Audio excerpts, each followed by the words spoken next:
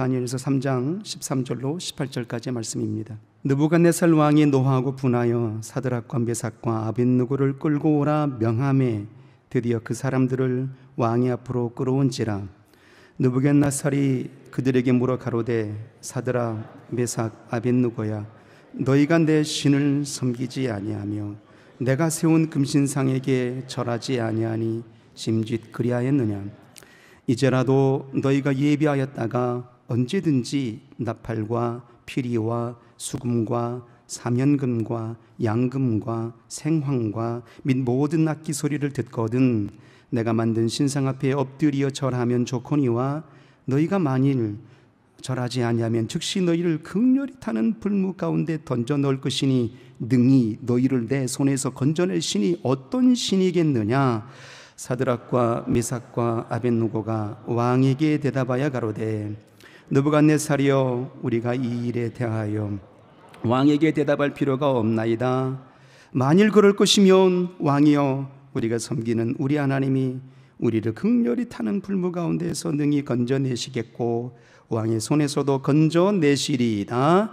그리 아니하실지라도 왕이여, 우리가 왕의 신들을 섬기지도 아니하고 왕이 세우신 금신상에게 절하지도 아니할 줄을 아옵소서. 아멘. 다니엘서가 이제 12장까지 있잖아요. 이 다니엘서의 내용들 속에 정말 드라마틱한 믿음의 서사의 장면이 몇 자락이 나오게 되는데, 그 중에 출발은 다니엘과 세 친구들이 우상에게 절한 음식을 먹지 않겠다라고 뜻을 거룩하게 정하는 그 역사의 출발이 다니엘서의 위대한 드라마틱한 서사의 출발입니다. 그리고 우리가 잘 아는 것처럼 주일학교 때부터 배워왔던 그 놀라운 이야기들 말이에요. 바로 이 세 친구들이 극렬히 타는 불뭇불에 던져졌음에도 불구하고도 몸이 여상치 아니하고 그대로 여일하게 살아나오는 그 역사의 이야기 같은, 이 전설과 같은 역사의 장면이 오늘 성경의 장면입니다. 오늘 이 장면을 가지고 은혜를 나누기를 원하고, 이제 다음 주에는 마지막 또 한 가지 전설처럼 흘러내려오는 그런 능력의 역사의 거룩한 드라마틱한 서사가 남아있는데, 그것이 바로 다니엘이 사자굴에 던져지는 그 역사의 장면입니다. 그런데 그의 몸이 상하지 아니하고 여상하게 하나님이 건져주시는 역사의 장면이 있지 않겠습니까? 그 장면들을 가지고 이제 은혜를 나누려고 합니다.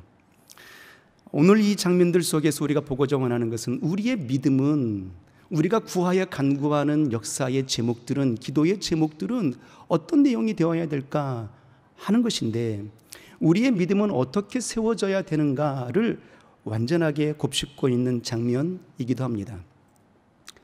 말씀을 준비하다가 문득 우연치 않게 아프리카에서 서식하고 있는 비서새라는 독수리에 관한 이야기를 이제 보게 되었어요.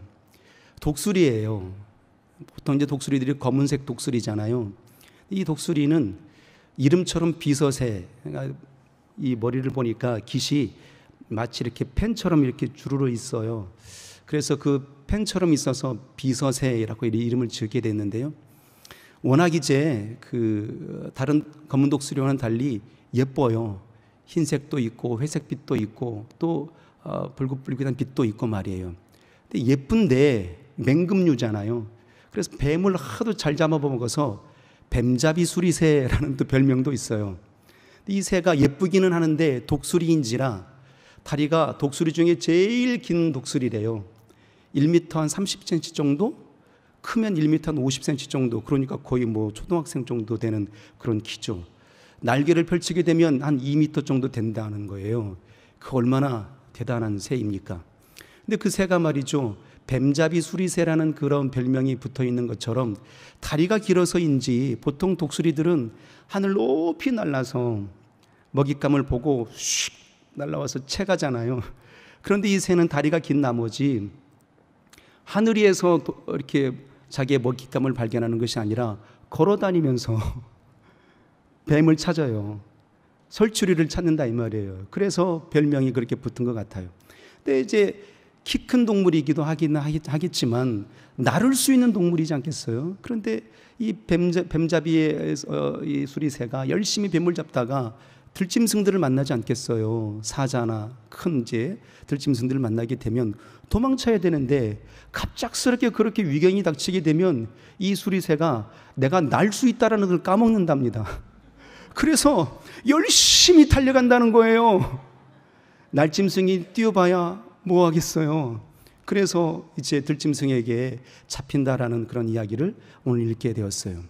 문득 이 장면을 보고 우리 신앙을 한번 거울처럼 데칼코마니처럼 한번 대조해 보았죠. 우리 영혼이 어떤 자들인가 하는 거예요. 우리 신앙인들은 어떤 자들인가? 하나님의 선민들입니다.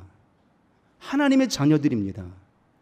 그러므로 하나님의 능력으로 살고 하나님의 은혜로 사는 자들이에요. 다시 말하게 되면 하나님의 은혜를 구하여 살아갈 수 있는 자, 기도의 특권을 간직한 자들이라 이 말이에요. 기도를 통해서 하늘의 문을 열고 닫을 수 있는 권세가 우리의 모든 심령들, 그리스도 안에 그리스도인들에게 부어주신 하나님의 놀라운 축복이고 특권이지 않았겠습니까? 그런데 말이에요, 마치 이 아프리카에 사는 이 수리새처럼, 이 비서새처럼 말이에요, 너무 편안한 나머지 기도를 잊고 살아가요. 더 나아가서 너무 충격적인 일들을 경험하고 너무 고통스럽고 험난한 일들을 우리가 경험하다 보니까 기도를 까먹고 살아가더라 이 말이에요. 마치 정신을 놔버린 사람들처럼, 방향을 잃어버린 사람들처럼 말이에요. 그런데 정작 우리에게 가장 소중한 능력을 주셨다면 그게 뭘까요? 하늘의 문을 열고 닫을 수 있는 권세, 하나님의 거룩한 능력을 사용할 수 있는 권세를 무엇으로 얻을 수 있겠습니까? 기도를 통해서 얻을 수 있잖아요. 힘들면 힘들수록 전심으로 부르짖으면 하늘의 문이 열려요. 평안하면 평안할수록 기도하게 될 때에 더 큰 평안의 역사가 열려진다고요. 그런데 우리는 마치 이 바보처럼, 바보새 같은 수리새처럼 말이에요, 비서새처럼 기도를 까먹고 살아가는 우리의 모습들 속에 내가 무디어졌구나 하는 생각을 해보게 되는 겁니다. 마치 이스라엘 백성들이 말이에요, 광야에 나오지 않았겠습니까? 이스라엘 백성들이 430년 동안 애굽에서 종으로 살아가잖아요. 애굽에서 종으로 살아가게 될 때 그들이 430년 동안 부르짖는 겁니다. 하나님, 우리의 고통을 좀 보소서. 우리의 힘듦의 역사의 세계를 좀 보시고 이 처절한 삶에서 우리를 좀 건져주세요라고 부르짖는 역사였거든요. 그래서 출애굽기 3장을 보게 되면 하나님이 이렇게 표현하세요. 모세를 향해서 내가 그들의 고통을 보았고 그들의 부르짖음을 들었고 그들의 슬픔의 우고를 내가 아나니 라고 말씀하셨던 겁니다. 그래서 결국 10가지의 재앙에 무시무시한 하나님의 전능하심의 손길을 통해서 드디어 그들이 이제 출애굽하여 광야로 나오게 된 것입니다. 그 나오는 장면의 역사를 출애굽기 15장에 놀라운 역사의 장면으로 기록하고 있는데, 그 장면의 역사가 이렇게 시작이 돼요. 바로 모세와 미리암의 노래라는 타이틀의 제목으로 그 노래가, 서사가 기록이 되는 겁니다.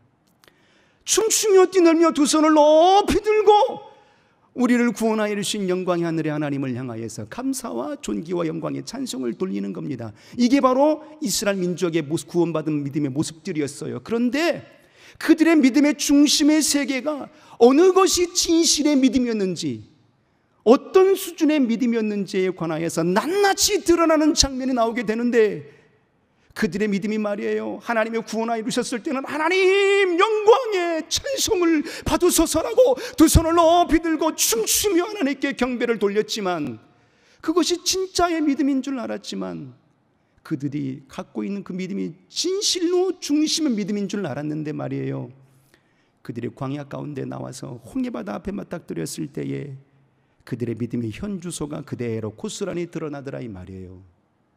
하나님을 향해 원망합니다. 모세를 향해 원망합니다.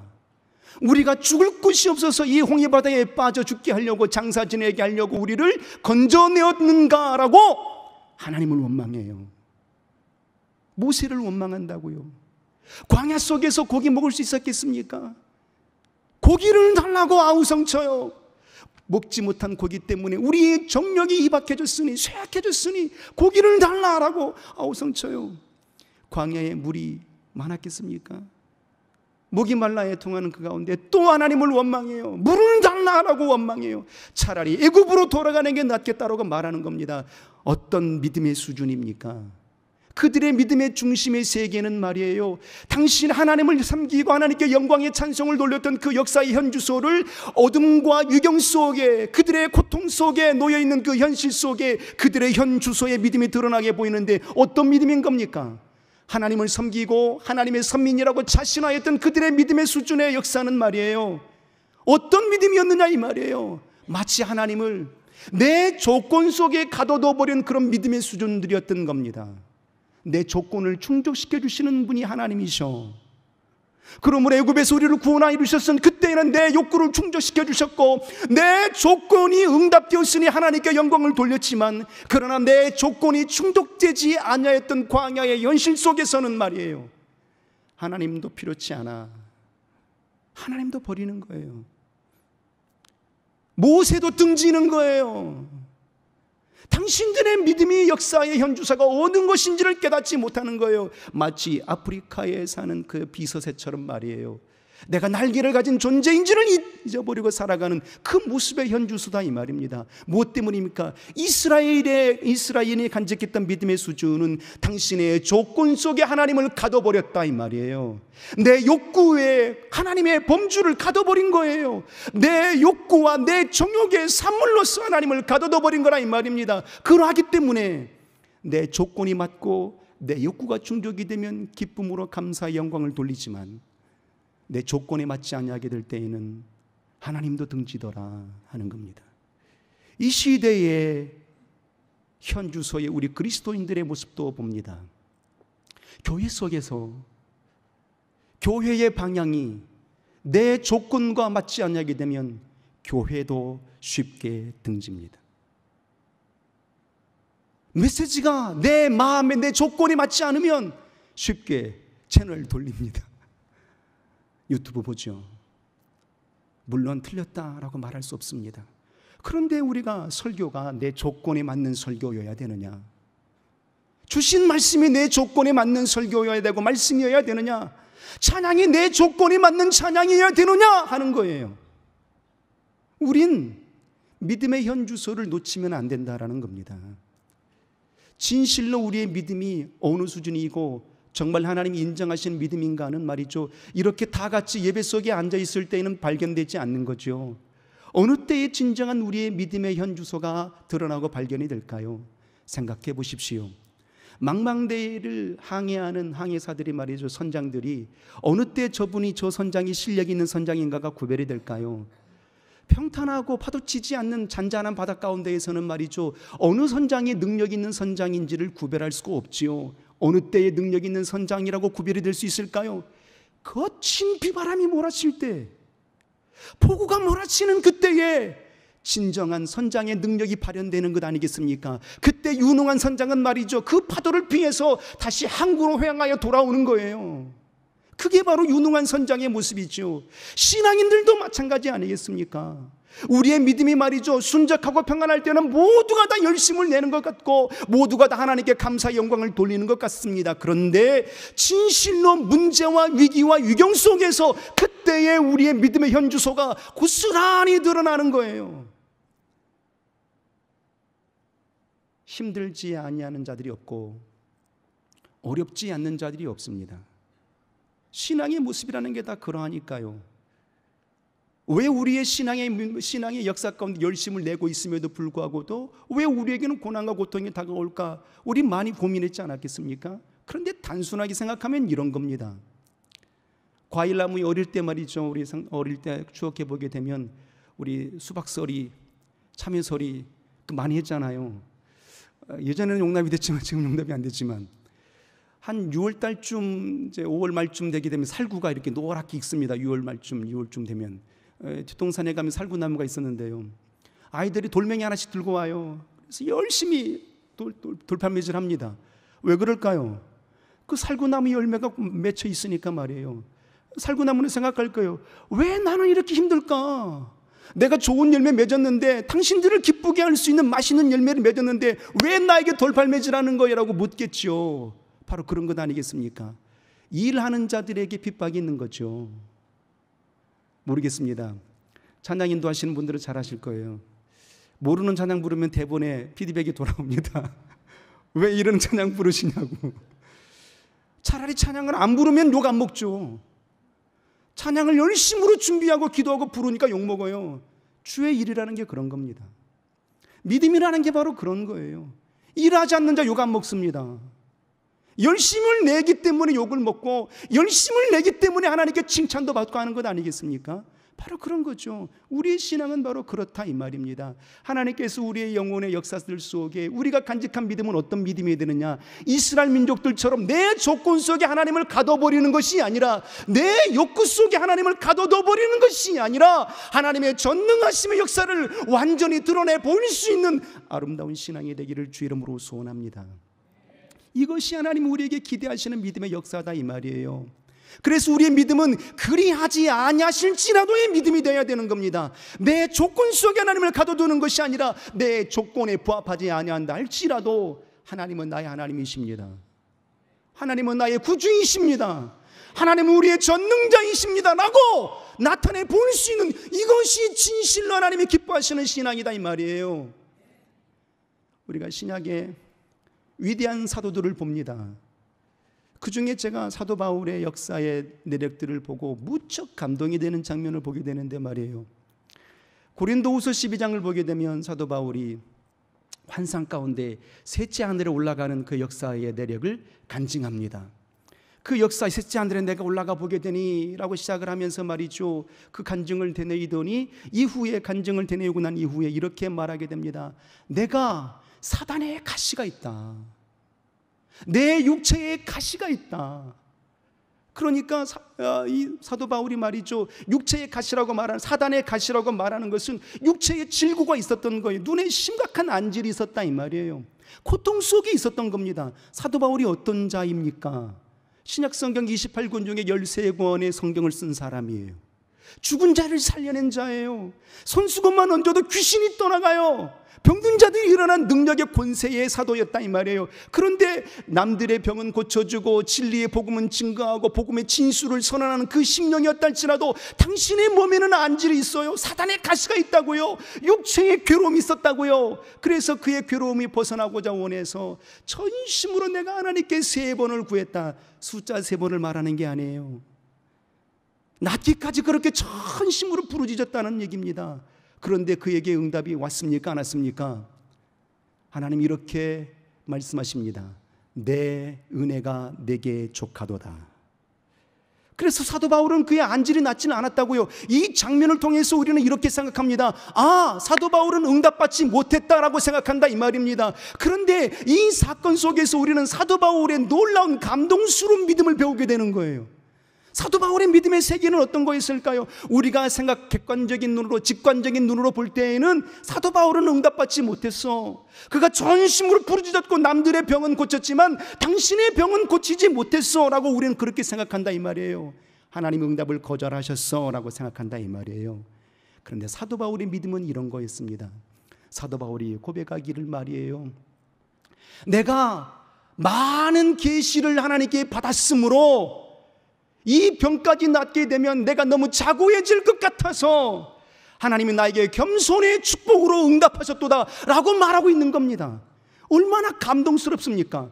다른 사람들은 선생님 왜 당신의 병은 낫지 못하십니까? 라고 물었고 당신의 병은 왜 응답받지 못하십니까? 라고 물었을지 몰라도 사도 바울은 이렇게 고백하는 거예요. 당신의 조건 속에 하나님을 가둬두지 않는 겁니다. 그리하지 아니하실지라도, 내 병이 고쳐주지 아니할지라도 하나님은 나의 하나님이시고 나의 전능하신 구원의 구주이십니다라고 고백하는 거예요. 이게 진실한 믿음 아니겠습니까? 이 역사의 고백이 우리에게 필요하다 이 말이에요. 우리는 이렇게 생각할 거예요. 하나님 왜 내 손을 통해서 남들의 병들은 고쳐주는데 왜 내 병은 안 고쳐주는 거예요? 언제까지 내가 부르짖어야만 되겠습니까? 라고 원망도 할 법하잖아요. 그런데 사도 바울은 그렇지 않아요. 내가 하나님께 받은 계시가 너무 많으므로, 받은 은사가 너무 많으므로 이마저도 낫게 된다면 내가 너무 자고해질 것 같아서 하나님이 나에게 겸손의 축복을 주시는도다라고 그의 응답을 그렇게 받는 겁니다. 그리고 사도 바울이 다시 이어서 고백하기를 말이죠. 내 연약함을 통해서 하나님께서 더 풍성한 은혜를 베풀어 주셨으니 이것이 내게 하나님께서 베푸르신 은혜의 축복입니다라고 고백하는 거예요. 그 중심의 세계는 내 기도의 응답이 이루어지지 아니할지라도 곧 그리하지 아니하실지라도의 믿음이었던 겁니다. 감동스러운 장면에 또 한 자는 이렇게 고백하는 거죠. 내가 3번을 구했다. 뜨겁게 구했다는 얘기예요. 전심으로 부르짖었다는 얘기입니다. 그런데 사도 바울의 역사는 응답이 안 된 것 같았지만 사도 바울은 이렇게 고백하는 겁니다. 내가 3번을 구했다는 의미는 말이에요, 하나님께서 나의 이 연약함을 통해서 더욱더 기도하게 하시는 축복을 주셨습니다라고 그렇게 고백하는 겁니다. 할렐루야. 그래서 우리 신앙 속에 위경과 역경이 있는 거예요. 그 위기와 역경 속에서 진실한 믿음의 수준이 어떤 자인가를 우리가 발견하게 되는 것이죠. 등산가가 말이에요. 우리 교회에도 산악팀 있잖아요. 그 산악팀을 가는데 보통 보니까 다들 권사님들 많이 가시더라고요. 그 권사님들이 가시게 되면 산을 잘 타시는 젊은 분들도 계실 것이고, 낮은 산을 좋아하시는 우리 이제 권사님들 계시지 않겠습니까? 얕은 산을 갈 때는요, 어느 분들이 실력 있는 등산가인지는 알지를 못한다 이 말이에요. 보통 그냥 야산 다들 운동 다니니까요. 그런데 8,000m가 넘는 에베레스트 산을 등반한다고 생각해 보십시오.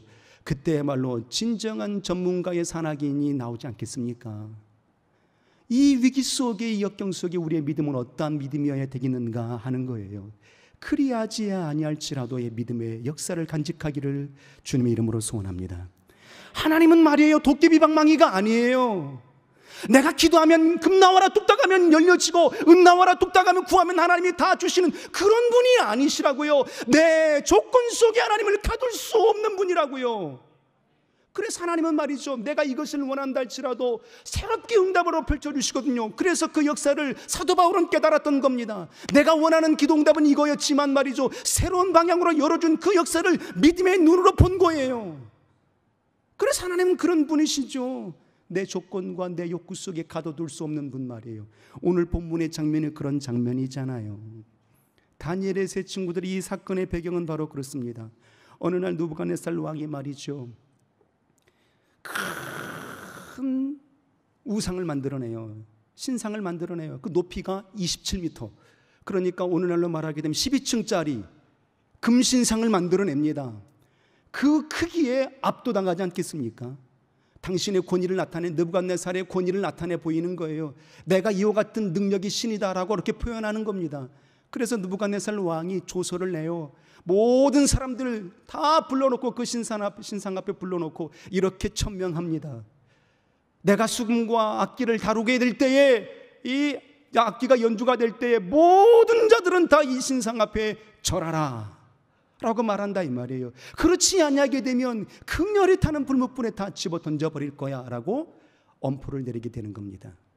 드디어 이제 그 신상 앞에 풍악이 울려지게 됩니다. 수금과 지금이 울려지게 되고 말이죠, 양강나팔이 불려지게 되고, 그때 모든 사람들이 다 그 우상 앞에 절하는 거예요. 그 크기 앞에, 권위 앞에 무릎을 꿇게 되는 거죠. 그런데 다니엘의 3 친구들은 어땠어요? 고개 뻣뻣이 쳐들고 있는 겁니다. 그래서 드디어 이제 그 사실이 느부갓네살 왕에게도 들려지지 않았겠습니까? 그런데 그 느부갓네살 왕 앞에 느부갓네살 왕이 그걸 듣더니 말이죠, 다니엘과 다니엘의 3 친구들을 엄청나게 신뢰했거든요. 저들이 지혜로운 자들이었고 저들이 신실한 자였으므로 그들을 버리고 싶지 않았던 겁니다. 자, 그때에 느부갓네살 왕이 이 다니엘의 3 친구들을 향해서 어떻게 읍소하는지 한번 보도록 하겠습니다. 당장 쳐넣어! 이렇게 말하지 아니하고 말이죠. 자, 성경을 한번 볼까요? 아주 애절한 눈빛으로 말하는 것 같습니다. 사정하는 것 같아요. 제발 전하여다오 라고 말이죠. 자, 볼까요? 14절에 보니까 이렇게 말합니다. 느부갓네살이 그들에게 물어 가로되 사드락 메삭 아벳느고야, 너희가 내 신을 섬기지 아니하며 내가 세운 금신상에게 절하지 아니하니 짐짓 그리하였느냐 라고 물어요. 자, 15절에 보니까 이렇게 말하게 됩니다. 이제라도 너희가 예배하였다가 언제든지 나팔과 피리와 수금과 사면금과 양금과 생황과 및 모든 악기 소리를 듣거든 내가 만든 신상 앞에 엎드려 절하면 좋거니와. 제발 절하야 다오라고 사장하는 겁니다. 너희가 만일 절하지 아니하면 즉시 너희를 극렬히 타는 불무 가운데 던져 넣을 것이니 능히, 잘 보십시오, 이 느부갓네살은 얼마나 교만한지 말이에요. 능히 너희를 내 손에서 건져낼 신이 어떤 신이겠느냐라는 거예요. 내가 믿는 신이, 내가 믿는 유일하신 하나님이라고 너희가 믿는데 그 신이 내 손 앞에서 건져낼 수 있겠니? 너희 목숨을 내 손 앞에서 너희를 건져낼 수 있겠니라고 말하는 겁니다. 그러므로 부디 그 금신상 앞에 절하야다고 말하는 겁니다. 이때 다니엘과 다니엘의 세 친구들이 그의 위기 속에, 역경 속에 그들의 믿음을 보입니다. 그들의 믿음의 수준을 보이는 거예요. 그들의 믿음의 수준이 어떤 믿음이었는가를 보게 될 때 이렇게 고백하게 되는 겁니다. 자, 16절을 우리 큰 소리로 한번 읽도록 하겠습니다. 그들의 믿음이 우리의 믿음이 되기를 소원함으로 한번 보겠습니다. 16절 시작. 사드락과 메삭과 아벳느고가 왕에게 대답하여 가로되 느부갓네살이여, 우리가 이 일에 대하여 왕에게 대답할 필요가 없나이다. 누가 너희를 죽음에서 건져낼 수 있겠니? 어떤 신이 건져낼 수 있겠니? 그러므로 절하라 라고 했을 때에 이 사드락과 메삭과 아벳느고 다니엘의 세 친구들의 고백의 믿음의 수준은 어떤 수준입니까? 왕이시여, 이 신앙의 문제는 타협할 대상이 아닙니다. 재론할 여지가 없는 것입니다. 비록 죽는다 할지라도 라는 것입니다. 그러니까 우리의 믿음의 역사는 어떤 믿음이어야 되느냐? 세상과 타협하지 않는 믿음이어야 되는 거예요. 물론 변화된 세상, 많은 사람들이 이렇게 말하죠. 세상이 변하면 그 변화의 시류에 너도 발맞춰 가야 돼. 맞는 말이죠. 세상이 변화가 될 때에 그 변화의 수준에 우리가 따라가지 못하게 되면 도태돼. 맞는 말이죠. 그러나 신앙마저도 그러해야 되겠는가 하는 거예요. 하나님께서 말씀하신 10계명 중에 제1에서 4계명까지의 계명이 흔들려서 되겠는가 하는 얘기입니다. 나 외에는 다른 신을 내게 두지 말지니라. 이건 타협의 대상이 아니잖아요. 하늘에 있는 것이나 땅에 있는 것이나 아래 바다에 있는 것이나 어떤 것들의 세계에서 만들지 말고 거기에 절하지 말라. 이건 타협의 대상이 아니잖아요. 하나님의 이름을 망령되이 일컫지 말라. 그러므로 그 이름 앞에 경배와 영광의 찬송을 돌리는 이 예배 성공의 역사는 타협의 대상이 아니잖아요. 안식일을 기억하여 거룩히 지키라 말씀하셨던 그 역사의 장면이 우린 타협의 대상이 아니잖아요. 그런데 우리 신앙의 모습을 한번 들여다보셨으면 좋겠어요. 예배 성공보다도 내 삶이 우선일 때가 많잖아요. 우리 이렇게 말합니다. 금요기도회가 많이 부흥됐어요 라고 말합니다. 물론 보기에는 그렇죠. 근데 여전히 아직도 우리가 이 성전을 가득 채우기에는 너무도 버겁다 이 말입니다. 왜일까요? 예배 성공보다도 내 삶이 우선일 때가 너무 많았던 거예요. 그 삶의 현주소가 우리의 현재의 모습일 수 있다 이 말입니다. 그러므로 우리는 말이죠, 마치 권사님들이 기도해 주시고 안수집사님 기도해 주시는 것 당연한 것 아니겠어요? 이 당연한 것이 너무도 기쁨으로 다가오는 이 현실이 기쁨과 함께 안타까움으로 다가오는 이유가 거기 있는 겁니다. 신앙은 타협할 수 없는 겁니다. 기도해도 되고 안 해도 되고 되는 게 아니잖아요. 수요 예배 금요 기도에 해도 되고 안 해도 되는 게 아니잖아요. 주일 성수 해도 되고 안 해도 되는 게 아니잖아요. 타협할 수 없는 조건의 신앙의 문제들인 거예요. 그런데 우리는 자꾸만 타협하고 양보하거든요. 피곤해서요. 피곤할 수 있죠. 근무 때문에 그럴 수 있죠. 그것이 메인처럼 펼쳐진다. 이것이 과연 그러겠습니까? 그때에 우리가 어떻게 해야 되겠습니까? 하나님, 이 환경의 문을 열어 주옵소서. 할렐루야. 이적을 열어 주옵소서. 그러므로 영광의 하나님께 타협하지 않는 신앙으로 세워 주옵소서. 이게 진실한 신앙의 모습이죠. 그 역사의 장면이 바로 16절의 장면인 거예요. 왕이시여, 이 신앙은 당신과 타협할 수 있는 대상이 아닙니다. 그리고 다시 17절 한번 볼까요? 그들의 믿음을 보인 장면이 어떤 것인지 17절 큰소리로 시작. 만일 그럴 것이면 왕이여, 우리가 섬기는 우리 하나님이 우리를 극렬히 타는 불무 가운데에서 능히 건져내시겠고 왕의 손에서도 건져내시리이다 하는 겁니다. 이 다니엘의 세 친구들이 말이죠, 어떤 믿음을 보이는 겁니까? 왕이시여, 내가 믿는 하나님은요, 내가 절하지 아니하는 이 신앙으로 타협하지 아니하게 될 때에 당신이 손에서 나를 건져내실 것이고 극렬히 타는 불무불에서 건져내시는 분이세요. 전능하신 하나님이십니다라고 용기 있는 신앙을 펼쳐 보이는 겁니다. 위기 속에서 펼쳐 보이는 신앙의 모습이에요. 이게 바로 새 친구들의 진실한 신앙의 내면들이었죠. 타협하지 않는 신앙. 비록 내가 종으로 끌려와서 타국살이하고 있지만, 비록 내가 종으로 살아가는 모습이 있지만 믿음 안에서 비굴하지 않을 거예요. 하나님의 전능하신 나의 하나님이시기 때문입니다라고 고백하고 있는 겁니다. 우리는 이 신앙이 필요하지 않겠습니까? 아브라함이 하나님께서 말씀하시며 명령을 따라서 본토와 친척과 아비집을 등집니다. 100세에 낳은 그 아들을 말이죠, 독자 이삭을 바치라 하시는 그 말씀 속에서도 고민하지 않냐고, 근심하지 않냐고 하나님 그의 명하신 그의 성산에 올라가서 번제로 드립니다. 이 믿음이 어디서 나오는 것이겠습니까? 하나님이 주신 이도 하나님이시고 취하신 이도 하나님이시라는 하나님의 전능성에 의지하여 용기를 발현한 것입니다. 우린 이런 신앙이 필요하잖아요. 죽으면 죽으리라고 에스더가 고백했던 그 역사의 신앙 말이에요. 이 신앙의 역사가 우리에게 필요하다 이 말입니다. 오늘 이 밤에 뜨거운 역사의 믿음으로 다시 분기탱천할 수 있는 믿음의 용기가, 거룩한 용기가 다시 회복되기를 주의 이름으로 소원합니다. 소년 다윗을 한번 생각해 보세요. 블레셋의 골리앗 장군이 하나님의 이름을 모독하고 이스라엘을 모독합니다. 3m가 넘은 그 거대한 장군이 와서 칼을 차고 배틀창 같은 창을 들고 선언하게 되니까 말이죠, 사울 왕을 비롯해서 모든 이스라엘 사람들이 다 숨주고 숨어버리는 겁니다. 그런데 소년 다윗이에요.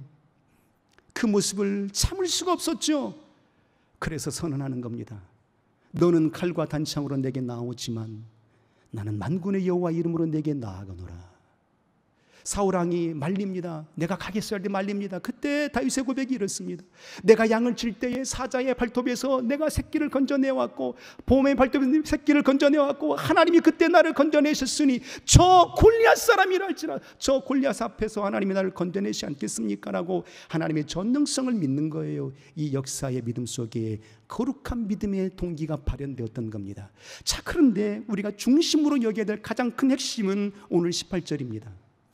이 세 친구들이 어떻게 그렇게 거룩한 용기를 나타낼 수 있었을까? 죽음 앞에서 어떻게 거룩한 믿음의 용기를 발현할 수 있었을까? 그리고 세상과 그렇게 타협하지 않을 수 있었을까? 죽음 앞에서 타협하지 않을 수 있는 거룩한 믿음이 어디서 나왔을까? 하는데 18절입니다. 사도 바울의 믿음과 맞닿아 있는 놀라운 장면이에요. 자, 큰 소리로 한번 읽겠습니다. 시작.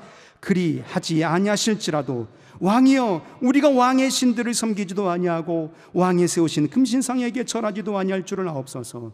어떤 믿음입니까? 용기, 거룩한 용기, 타협하지 않는 신앙이 어디서 나오는 거예요? 그리 하지 아니하실지라도 이 믿음에서 나오는 거예요.